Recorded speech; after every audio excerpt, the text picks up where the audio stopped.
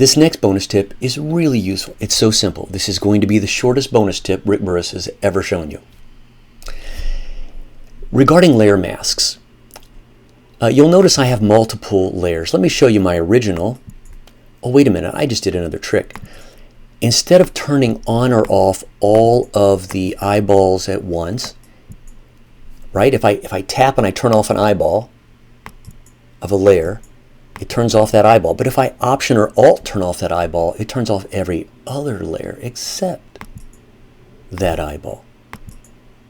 You see, it toggles. It doesn't just turn off the one you're clicking, it turns off everything but the one you're clicking. I just did that. All right, so I'm showing you my original. And then one by one, I'll show you. I have type.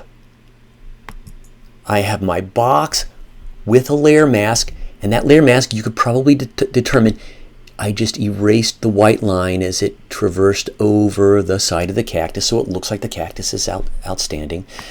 And then I've got a little extra glow of mist in the background there. Okay, I've got 3 layers. Now, if I wanted to apply a layer mask to each of those 3 layers, I could add a mask to each layer and then reapply it. Well, wait a minute, this layer already has a mask, and by the way, that would be way too much work.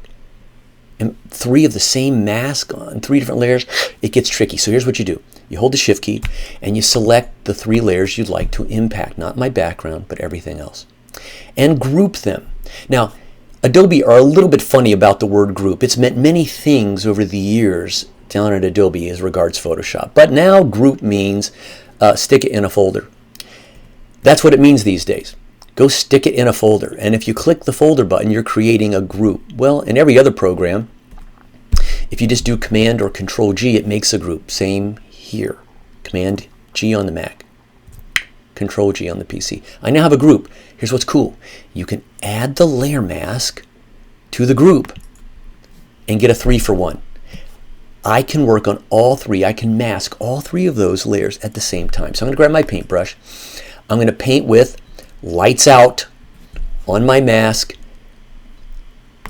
only on my mask, but only on this edge. And as I do that, I'm going to make it look like the mist is kind of spilling over as well. It hit my text, it hit my line, it hit my mist. That's it. That's the tip. It's a way to layer mask many layers at one time.